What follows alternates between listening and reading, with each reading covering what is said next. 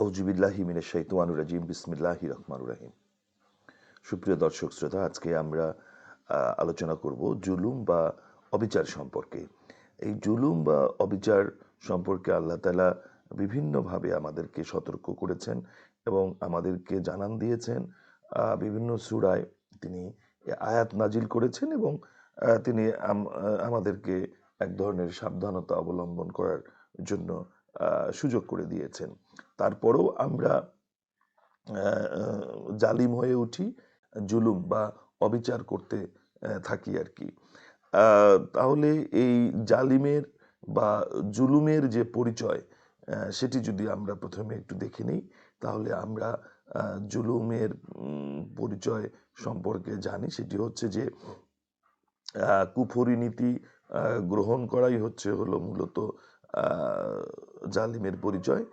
সূরা বাকারার 254 নম্বর আয়াতে আল্লাহ তাআলা বলছেন যে মূলত কাফিররাই হচ্ছে জালিম।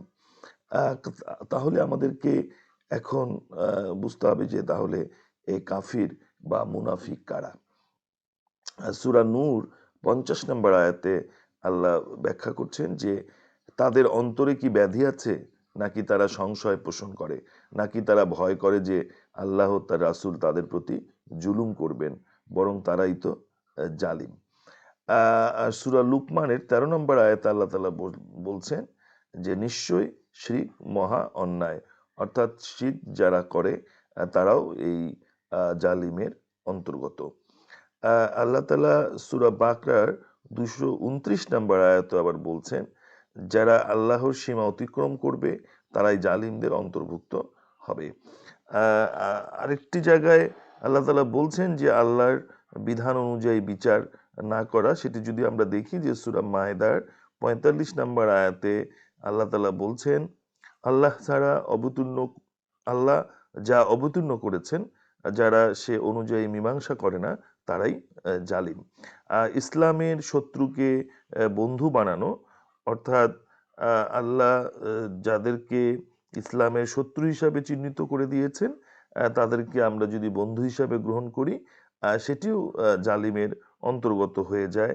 সামাজিক অপরাধ থেকে বিরত না হওয়া, সূরা তাওবার 23 নম্বর আয়াতে আল্লাহ বলছেন হে মুমিনগণ, তোমাদের পিতা ও ভ্রাতা যদি ঈমানের চেয়ে কুফরিকে বেশি ভালোবাসে তবে তাদেরকে বন্ধু হিসাবে গ্রহণ করো না। তোমাদের মধ্যে যারা তাদেরকে বন্ধু হিসাবে গ্রহণ করো তারাই জালিম। সূরা হুজরাতের 11 নম্বর আয়াতে আমরা দেখি আল্লাহ তাআলা বলছেন হে ঈমানদারগণ, তোমরা এক সম্প্রদায় অপর সম্প্রদায়কে নিয়ে ঠাট্টা করো না, হতে পারে তারা এদের চেয়ে উত্তম। আর এক দল নারী অপর দল নারীদের নিয়ে ঠাট্টা করো না, হতে পারে তারাই এদের চেয়ে উত্তম। তোমরা একে অপরের প্রতি দোষারোপ করো না এবং একে অপরকে খারাপ নাম নিয়ে আহ্বান করো না। ঈমান আনার পর মন্দ নামে ডাকা জঘন্য কাজ। যারা এ ধরনের আচরণ থেকে ফিরে না আসে তারাই জালিম। সুতরাং বন্ধুরা, আমরা যে কয়টি আয়াতে এখানে আমরা লক্ষ্য করলাম, প্রত্যেকেই একটি বিষয় শুধু আমাদেরকে খেয়াল রাখতে হবে যে আমরা যেন জালিম না হয়ে যাই, অর্থাৎ এই জালিমই জুলুমের পরিচয় বহন করে।